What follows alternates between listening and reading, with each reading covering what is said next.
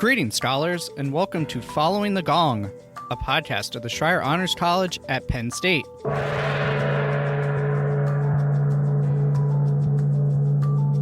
Following the Gong takes you inside conversations with our scholar alumni to hear their stories so you can gain career and life advice and expand your professional network. You can hear the true breadth of how scholar alumni have gone on to shape the world after they rang the gong and graduated with honors, and learn from their experiences so you can use their insights in your own journey. This show is proudly sponsored by the Scholar Alumni Society, a constituent group of the Penn State Alumni Association. I'm your host, Sean Goheen, class of 2011 and college staff member. If this is your first time joining us, welcome. If you're a regular listener, welcome back.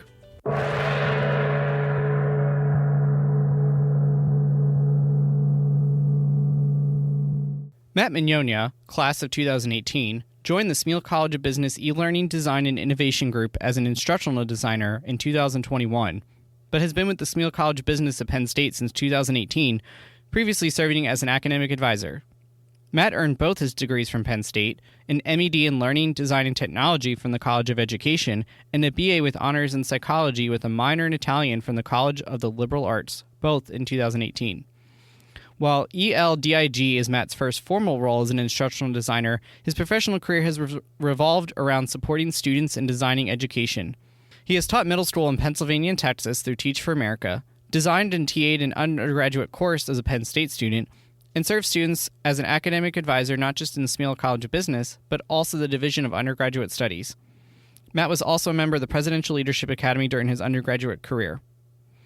In this week's episode, Matt shares insight on making the most of opportunities that present themselves and learning what isn't for you, perspectives on the PLA, leading a student organization and how that can be used in post-graduation, seeking unique academic opportunities and the doors advisors can help you open, what academic advisors actually do for students, recognizing what careers do bring out your passion, insider's look at making the most of your academic advising sessions and course registration. He also shares how the responsibilities of one job can lead to your next role, what instructional designers are and what they do to support students and faculty, and the importance of intentionality in finding community post-graduation. He rounds out our conversation with grounded advice for Schreyer scholars to make the most of their time in the college. Now, let's hear Matt's story and advice following the gong.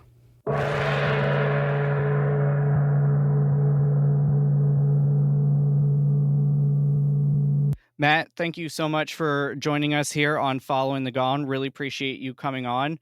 Now, you're a younger alum. You've only been out of school for just a few years, but you've already had a really tremendous and broad experience in education. Was it your interest in education that brought you to Penn State and the Schreyer Honors College, or did you discover that interest after getting to campus? Yeah, it's funny. It definitely didn't bring me to Penn State. I mean, Penn State obviously has a fantastic education program. My girlfriend's a member of that, or was a member of it. She graduated from the College of Education. But I honestly didn't even really discover my education interests until extracurricular activities I did through Penn State, and just work that I had done after Penn State. When I was a Penn State student, I applied to and was accepted to Teach for America. And so that's kind of where I started out. I was teaching 5th and 6th grade science in Houston and San Antonio, Texas. But also one summer, the summer of 2017, I wanted to stay in State College over the summer because my girlfriend was there as well. And I applied for an academic advising position in the College of DUS because they have lots of students coming in over the summer for new student orientation. And I got accepted to that. And I did that. And that job was really just an excuse to be in State College and earn some money simultaneously. But I was doing that job and I kind of realized, oh, this is actually really interesting. That and my teaching through Teach for America were the two instances that really opened my eyes to just being in education, both like K-12 and also higher ed. You actually graduated from the College of the Liberal Arts with a degree in psychology. So how did you find that experience, that degree, set you up to go into education? And I do want to go back to those co-curricular opportunities in a moment, but I'm curious about the psychology degree for our students who are considering or are majoring in that discipline. Yeah, so I honestly am probably not like the picture perfect liberal arts psychology grad in that I kind of went into psychology because I honestly really didn't know what else I wanted to do or what I liked. And I spent a year in a lab, like a cognition and action lab with a faculty who's now at a different university. And that kind of helped me realize that like lab research wasn't for me. And I knew I didn't really want to be a psychologist either, but it was still the major and area that I just had the most interest in. So I would really say that being in that major, it helped me be okay with the many different unexpected twists and turns that my career would eventually have, because I knew I wasn't really going into anything that you would have to specifically major in psychology for. And, I certainly really enjoyed the major and I learned a lot, but I wasn't in the major with the intention of being in a very specific place. And that's kind of how it's played out too. I've kind of hopped around a lot of different things. And I think you hit on something I've heard from other guests on the show previously, which is sometimes you go into something and you try it, like that lab work, and you discover that it's not for you. And that can be just as valuable of a learning opportunity. In addition to being in psychology, and we'll get into your unique graduate work in a minute, but I want to stop and focus on your co-curriculars. In the pre-work that I assign our guests to get ready, this is the Honors College, we have homework for our podcast guests. You were part of some cool opportunities for students. Can you tell me about those and those experiences? Yeah, absolutely. So one of them was the Presidential Leadership Academy, which essentially is a program consisting of usually approximately 30 students, sophomores, juniors, and seniors, 30 in each class. And the goal of the program is to take classes with one another and really focus on how to think complexly and with nuance in situations that can be very emotionally charged, or in situations that might appear to have a right and wrong answer. They often lie, like the real best way to approach that kind of situation often lies somewhere in the middle. So this can be anything from, honestly, a lot of it is politics related, but there's a lot of different situations and environments you could apply that line of thinking to. So that was the Presidential Leadership Academy, and I really enjoyed my time there. Some of my best friends I made through that program. And the other extracurricular experience I had, which I really, really valued, was being in an a cappella group. It was NOTA, N-O-T-A, stands for None of the Above. The reason that's the name is because it was the very first co-ed a cappella group at Penn State. And so it was like none of the above. And I was in it as just a standard member for the first 2.5 years. But then for the last year and a half, I was assistant and then lead music director. So I got to kind of direct the rehearsals, arrange a lot of pieces as well. And I also play piano and sing and stuff. So it was a really, really fun experience. And similarly to PLA, I have some of my best friendships and memories from that group. So that was a fantastic time. So for the a cappella group, you're leading it and you're the musical director. Do you find that those skills are things that you're still using now, a few years out of school, in your professional life? I think that the biggest thing that being a music director in NOTA taught me is just different ways to manage and work with expectations and also what is possible, because it was a group that was, obviously everyone who was in it was like a fantastic singer, right? You kind of have to audition to be in it. So you that winds up happening by default. But not everyone had the same ability to sort of read music or perform with minimal practice. So there was a sort of balancing act between what is the height I can push everyone to within our 2 practices per week versus what is actually attainable with just 2 practices a week. And I don't think I did the best job managing that when I was a music director. But when you have those experiences that you don't do the best job navigating, those are the ones you learn the most from, honestly. So I don't regret it at all, though I'm sure I could have done a better job. No, I think that's great advice for students. Pull out the good from maybe not the best, pull from that, learn, move on to the next thing. I think that's really helpful for students, many of whom obviously in the Honors College are in leadership roles in different clubs and things like that. So you had a very unique opportunity where you were pursuing a master's degree in addition to your bachelor's degree. And unlike usually the case for our scholars, they were in completely different colleges here at Penn State. Can you tell us what brought that about, how you did that, and what you learned from that unique experience? Yeah, sure. So I'll start out with why I joined the program, and it was twofold.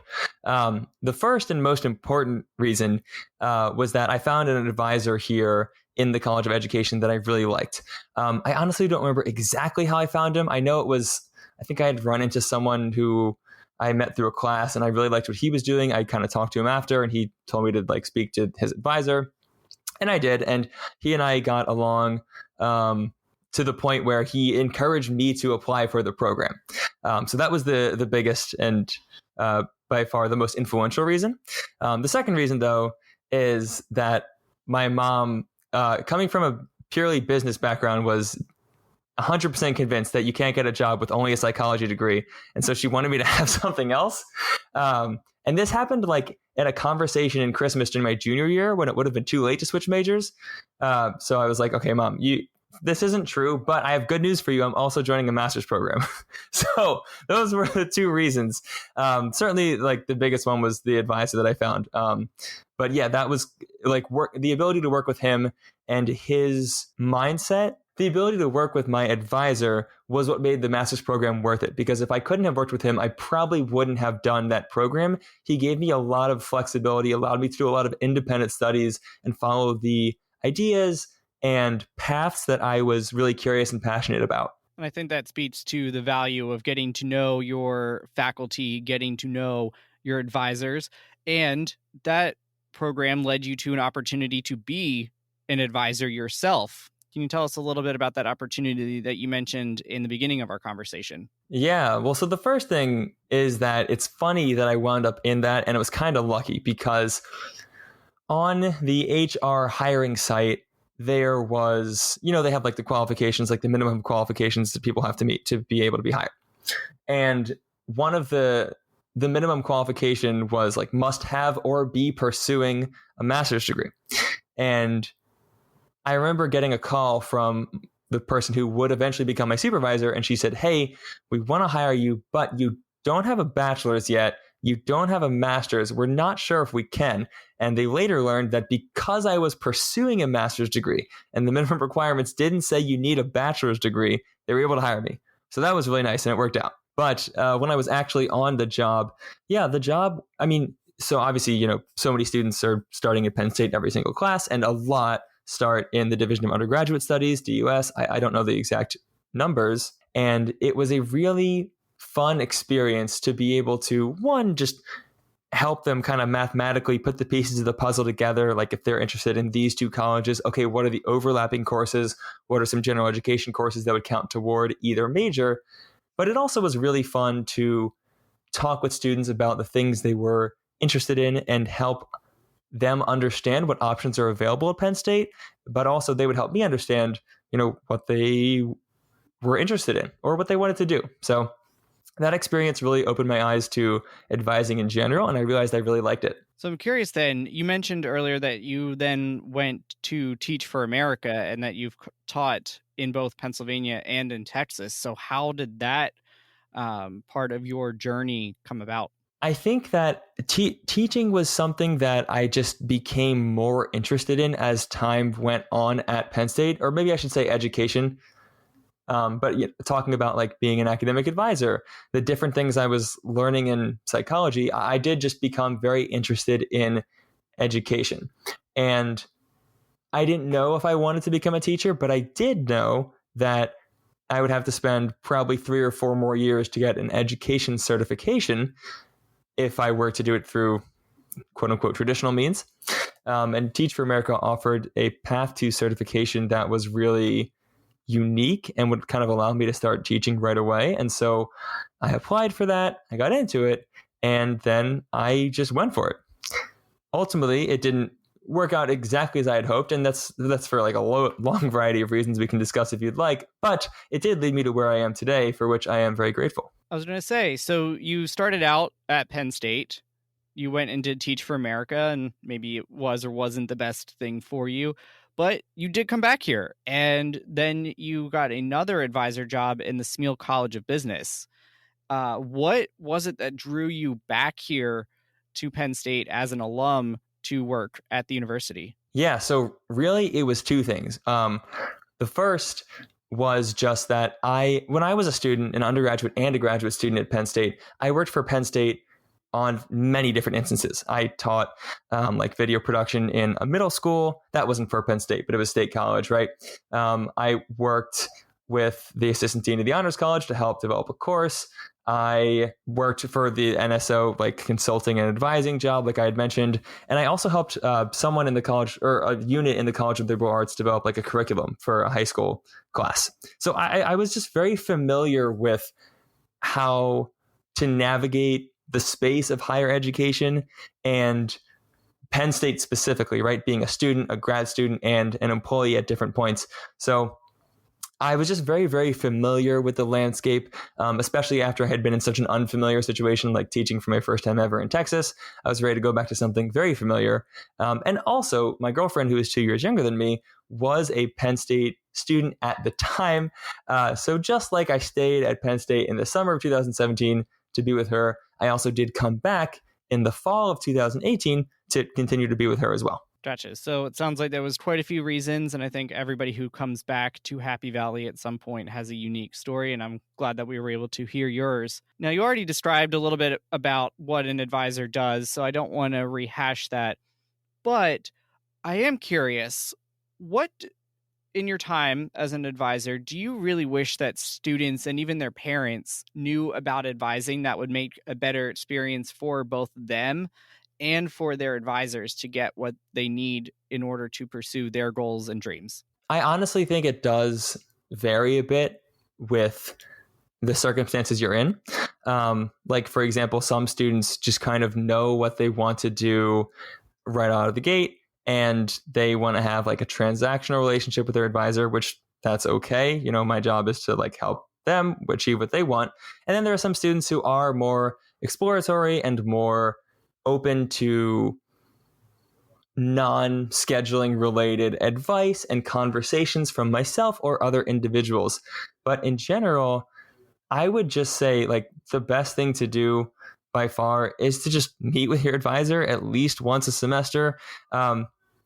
Even if you are 99% certain that you've got all the classes you need, or you've got everything figured out, then you'll come in, our meeting will be like, hey, did you get this? Yes. Do you want to talk about anything else? No. Okay, done. Boom. 5 minutes max, right? So like a 5-minute situation once per semester could save a student from impending doom if they were to, schedule one class and not graduate or something like that. But having a student come in like semester after semester as well just opens the door to like additional relationship building. Even though I'm not an advisor anymore, there are still a bunch of students I remember and had a really nice connection with. Being open to like developing a relationship with your advisor and just seeing them to make sure you've kind of got everything you need to, I think are the two best things. Well, you heard it here first. If you have not already met with your advisor this semester, you heard it from Matt. Make sure as soon as you're done listening to this episode, pull out your email, get in touch with your advisor and schedule that appointment for the semester. Even if you, like you said, it's only for 5 or 10 minutes, do that check-in. Make sure all of your I's are dotted and all of your T's are crossed. Yeah, open up Starfish. Exactly. Yes. Starfish is a great tool. Kind of going a little off to the side here, but Matt, can you talk about Starfish and the value that program, that software adds to our students and for our faculty even? Sure. I mean, it's a scheduling tool, right? It obviously does a lot more too, but that was the primary way that I used it. It just really makes it easy for students to schedule appointments with their advisor, but it also does allow professors and really anyone who interacts with a student to a certain capacity to like leave notes and information about that interaction. And so if a student is, say, coming up to University Park from a Commonwealth campus, you can understand what the student has been through based on the notes and sort of artifacts that other individuals have left for that student, even if you're just meeting them for the very first time. So it essentially just helps you to initiate that relationship on a level that probably is a lot higher than people who are starting and meeting from scratch. Absolutely. That is a great tool for students. So make sure you're using that. Know that we as staff and faculty here at Penn State care about you and have things like that to make sure that you are succeeding. You put in the work and we will meet you there. So final question on the advising before we dive into what I'm really excited to talk about, which is the learning and design side of things. Students, every semester they have to pick their classes. Do you have any suggestions on strategies for our scholars approaching what I hear from many is a favorite perk of being a Shire Scholar, that priority registration? Yeah, I do remember that. I had that as well. I guess really all people on this podcast would have had that. So I would say, I guess, two things. The first would be just schedule on the actual date that you're given the chance to. You're obviously able and welcome to schedule after that, but the earlier you schedule, the better your odds are of getting what you need. I was working in Smeal, the business college, and so a lot of those classes were really high demand. There's just a ton of students in Smeal, and so the students who were able to best craft their schedules were the ones who kind of scheduled on their date. It shows you on the LionPath homepage when your scheduling date is. I would also email my students saying, hey, your scheduling date is available. Check it out. So just be aware of that. And then the other thing I would say is err on the side of putting too much on your schedule rather than too little. I've met with students many times say like a week or a month or even 2 months after their scheduling date. And I'll say, hey, so you could have scheduled in like March or whatever. How come you don't have anything on your schedule right now? And they usually, they might say they forgot, which goes back to my first point. But sometimes they also say like, oh, well, I didn't have the chance to meet with you. And so I didn't really know what to put on there. And I get that in theory, right? But the way LionPath works, it's so much easier to remove things you don't want than to add things you maybe don't have, because if things are full, then you go on a wait list if there's a wait list, and then you hope, right? But if you put like 6 things on your schedule and I say, hey, you don't need these 3, well, then you've got 3 that you need. So just be on top of the dates where this is all happening and err on the side of scheduling too much rather than too little, because it's extremely easy to remove classes.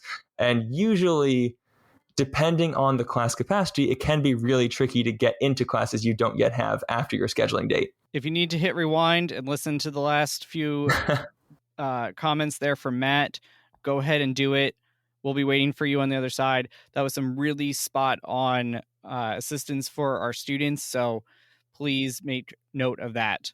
Now we're going to transition the conversation to your current and newest role, which is in the instructional design space, to use kind of the industry term. Can you tell us what drew you to that side and what actually you do as an instructional designer? I think coming out of COVID, as the pandemic has accelerated online education, be curious to know anything and everything about the field that you are in now. Yeah, so I initially got interested in this field. Well, funnily enough, this is actually the degree that my graduate program was in. I didn't really have interest in this job until, funnily enough, I was working as an advisor, because one of the things that I did as an academic advisor in Smeal, obviously advising students, but on the side, you also do your own programming. And different people have got different programming. Some people run events for prospective students. Some people run events for current students. One of the programming responsibilities that I took upon myself was essentially the work of instructional designers. I was creating a course actually for advisors at the Commonwealth campuses to help them advise Smeal tracking students, because the Smeal entrance to major requirements are, I would say, probably the most complicated out of all of the entrance to major requirements throughout University Park. Just from my experience as an advisor, they are kind of complicated. Still doable, but a little complex. So I was creating this course. I was working with this team. I was designing all this content. And then I just kind of realized, oh, hey, I'm doing instructional design work. And someone actually mentioned to me, someone on my team mentioned to me, hey, you should like look into eLDIG. I don't know if he meant you should apply to it or you should just see what it's all about. But that team, eLDIG, which stands for eLearning Design and Innovation Group, is now where I wound up working. So funnily enough, I got that instructional design sample from my academic advising job. I know you're still relatively new in this role at the time of recording, but tell me about a day in the life, the kind of projects that somebody in this particular industry actually does, and knowing that it's a kind of a newer industry, help illuminate that for students who may find this of interest to pursue as a career path. Sure. So like you said, I have been in this just basically a month and 4 days, so I'm probably not the best representative for it, but I'll take my crack at it. So I personally think of instructional designers as kind of like the intersection between tech support and instructors. We work a lot with the faculty in Smeal to help them understand, like, not only what technologies might be best for them to use, but also how to appropriately use those technologies to retain the desired pedagogy for their class. And obviously there's a lot more online stuff now because of COVID, but even before COVID, unless a professor was teaching like a 20-person class and had everyone submit their assignments to them via email, almost all professors are using Canvas, Penn State's learning management system, for graded assignments or discussion posts or the submission of essays. And there's also tools like Top Hat or different learning integration features within Canvas. And so a chunk of what we do is just helping them understand how to use certain technologies, and not just like how to turn them on, but how to use them and integrate them into the way that they're teaching their courses to allow them to just pull more from students or really interact with and engage with students to essentially just make their class as enjoyable but also educational as they can. I think that's great. I'm in the Smeal online MBA through the partnership with the World Campus, and I can attest to the value that you and your team bring to this space. I very much think you all are partners to the faculty who are often subject matter experts, but maybe not as well versed in the technology.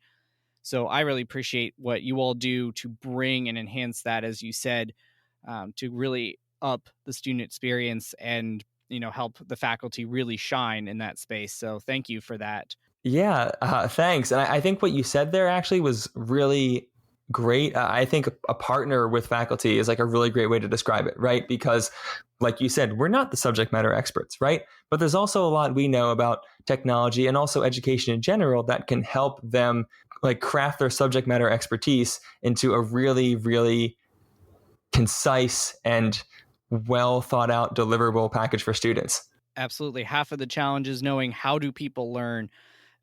We're past the era of standing at the chalkboard, at the whiteboard, and just talking for 50 minutes or 75 minutes. So, it's a new era full of distractions, but you're helping make sure that we get the educational mission of this institution met. So I think that is just fantastic. If students are interested in either of these paths, whether that is going and being a professional academic advisor or going into the instructional design space, something like the learning team that you're a part of at Smeal or elsewhere for a private firm, what kind of skills or experiences should they be looking to get now while they're in the Honors College? I would say for academic advising, I guess I can really only speak to my experience and how I got into the field, but my experience was just a familiarity with the university and the different technologies it uses, the different systems, the experience of being a student, and then working your way up there in a sense. I started with a part-time summer job in academic advising, and that's kind of how I wound up making my way into a career as a professional advisor. And as far as I'm aware, there aren't really any academic advising majors. I know there aren't at Penn State. I don't know if there would be elsewhere, but there aren't really any programs, to my knowledge, designed to specifically teach students about academic advising. It's more about just putting your foot out there and getting experience that are either like it or lead to it, and then just kind of pursuing the different opportunities offered. Like, honestly, just looking through universities' job pages is a really great way to start, because academic advising is a really big field just because there are loads and loads of students at universities, right? And that number is only growing. And so in theory, the number of academic advisors should be growing as well. But to get to the second point you said about instructional design, so For instructional design, you definitely do want, or I should say need, some sort of educational background. You don't necessarily have to have been a K-12 teacher, but the instructional designers, not only are they proficient with technology, but they also do have a lot of knowledge surrounding pedagogy. And so if you wanted to get into the field of instructional design, it does make sense to go through some discipline of education, even if it's not being a teacher who's standing in front of students. Like you said, instructional design is a relatively new field, and some of the folks that I work with didn't explicitly study instructional design like I did, though of course that was also sort of a coincidence that worked out. But then, like I told you before, when I was working as an academic advisor, I found and took opportunities that led me into the role of an instructional designer. So if you're designing material or instruction, quite literally, you have the potential to be an instructional designer. Great. And I think another area where you could apply these skills if you're looking to get the practice is in the corporate training and development space as well. Similar kind of profession, and certainly an area to look down. And one thing, even if you are not interested in this field at all, a nugget that I want to pull out from what you said, Matt, was go on to websites and look at job descriptions. That is really sage advice. If you are interested in any kind of industry, find those companies, look at what they are asking for, and begin to develop that. So really good point there. Going back to the fact that you are here in State College, you're a younger alum, you're only a few years out of school. What is it like being a young professional in Happy Valley compared to being a student? And how can a student planning to stay here make that transition from undergrad to professional successfully? It was funny because, like I said, one of the reasons I came back to was to just be able to be with my girlfriend again, who was 2 years younger. And so she still had about a full year, a little less than a full academic year of school left when I had come back. So part of it oddly felt like I was still a student for a little bit, just because I was hanging out with her and her friends, and they were all seniors. So in a lot of ways, I felt like I was a student for that first year. But then, of course, they all graduated, and my girlfriend and I got an apartment north of campus where you need a car to get to, and that's really the sign that you're no longer a student. If you live somewhere, you got to drive to downtown, right? And I would say, honestly, I think there wasn't a lot of difficulty for us navigating the professional environment. We, went to work, and then we came home and we made dinner or took care of our dog or whatever we did. But I think the biggest difference for us that we kind of navigated and had to learn how to navigate was just maintaining our social bonds with all of our close friends. Because when you are a college student, just the university experience is so unique, because like all your best friends are a 15-minute walk from one another, right? It could be like 10 o'clock on a Thursday, and you could text someone, hey, like, do you want to hang out and play games? And they'll basically say yes. And then you hang out, right? And that's just not something that's, at least something that I have found, it's not that easy to do in the quote unquote adult world, right? Like everyone's living in different places. Some people are starting to own homes. You've got your own responsibilities, like a family, a pet, things like that. So that university experience is really unique in that you can just basically kind of see all your friends practically whenever you want and on any terms.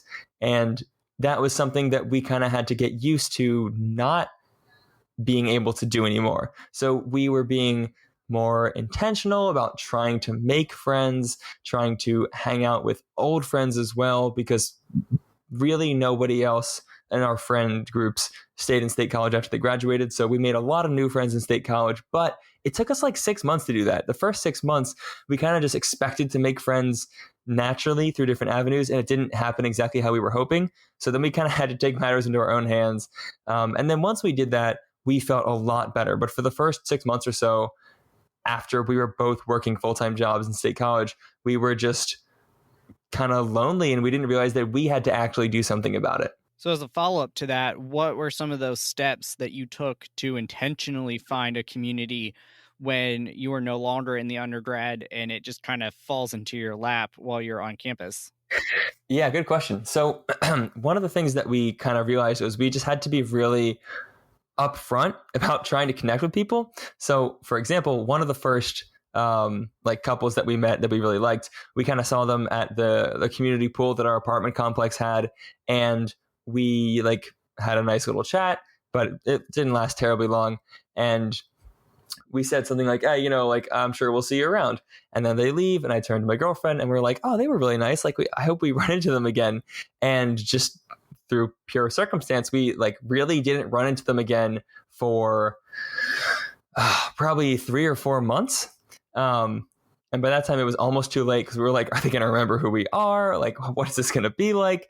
And it wound up being totally fine. But something we kind of learned from that experience was, okay, if we see people, even if it's just a short interaction, like, hey, that was fun. Would you guys want to come over sometime? Like, would you want to exchange numbers? Blah, blah, blah, stuff like that, right? Just basically trying to be more intentional about connecting. Because like you said, people and friends don't necessarily just fall into your lap the way they do when you're a university student. No matter if you're staying in State College, if you're moving to Philadelphia, to New York, DC, wherever life takes you after, is you have to be far more intentional in finding community groups or just those happenstances wherever you live or work. Matt, you've been out for a couple years. What are some quick lessons that you would love to share with Schreier scholars about what they could be doing now to maximize their experience?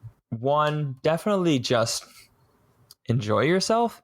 Like we were just saying, like it's probably I think it's unlikely that you will find yourself in a situation like this again, with all your friends being so accessible and your responsibilities being so relatively limited. Obviously, some people have a load of stuff, but I think in general, colleges tends to be a little bit less responsibilities than post-college. So definitely, enjoy yourself for sure. Probably gonna be a very, very unique experience just being in university. And I would also say that I would try your best to not get stressed out if things don't go 100% your way. There were many, many instances in my time at Penn State, mostly relating to like careers and toward the tail end of my Penn State career, that things just weren't going as I had maybe initially envisioned them, or in some circumstances, I just didn't exactly know what I wanted. And so I didn't even have a vision. And I think it's very easy to let the stress of that circumstance eat away at you and consume you to a certain degree. And I think that as long as you are like open to trying things that seem interesting and putting yourself out there, then like you're going to be okay. Maybe the first job you get after Penn State isn't the best thing in the world. That was the circumstance for me, but there are going to be other jobs, right? Like you don't have to lock yourself in 40 years to whatever the first thing you do after college is. Especially as a Smeal advisor, I've seen so many students be so intensely preoccupied with that like internship or that job. And obviously it's important to try and get those things, but it's really, really not the end of the world if those things don't come in the time frame or in the exact manner you have envisioned in your head. Really sage advice, Matt. You were talking about, you alluded to your friends that you had. You've mentioned some advisors that advised you. Are there any that you want to give a quick shout out to as we wrap up our time here today? I'll say 3, I guess. The first is Janet Schulenberg, who was my advisor when I came to Penn State. I started in DUS. And so she was just very helpful in coaching me through the philosophy I actually kind of just told you, which is that it's okay to like not have this figured out right this second. She was very helpful in pointing me or helping me, I guess, point myself into liberal arts and then psychology. She was really, really helpful with that. She was fantastic. I believe she still works at Penn State too. So thanks, Janet.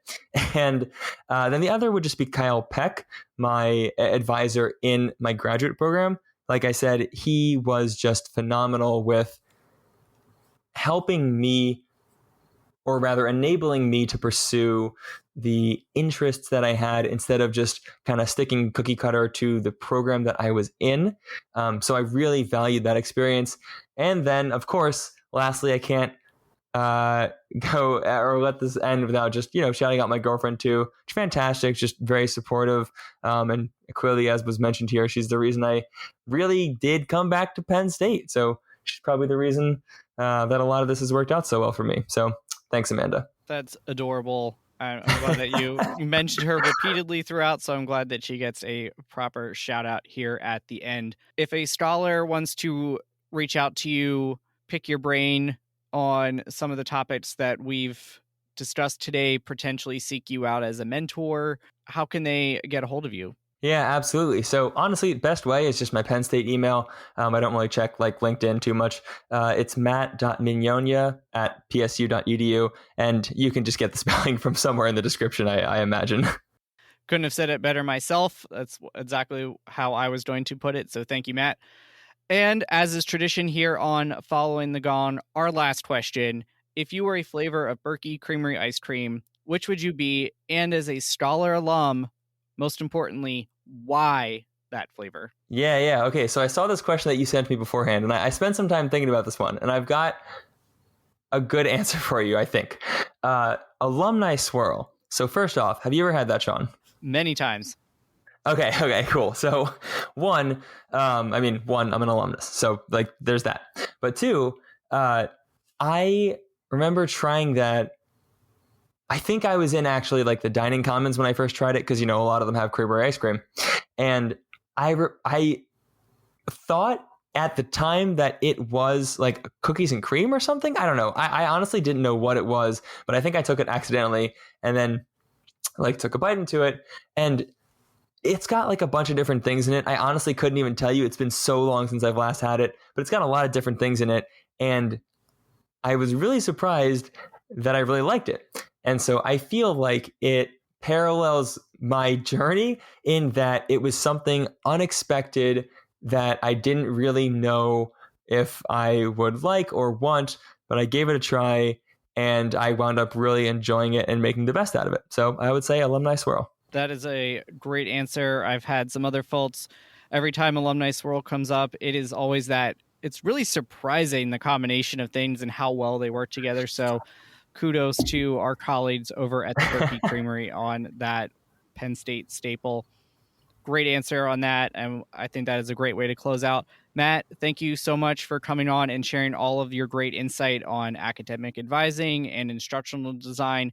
These are great opportunities for students to look into. Really appreciate you coming on Following the Gone today. Absolutely. Thanks for having me, Sean.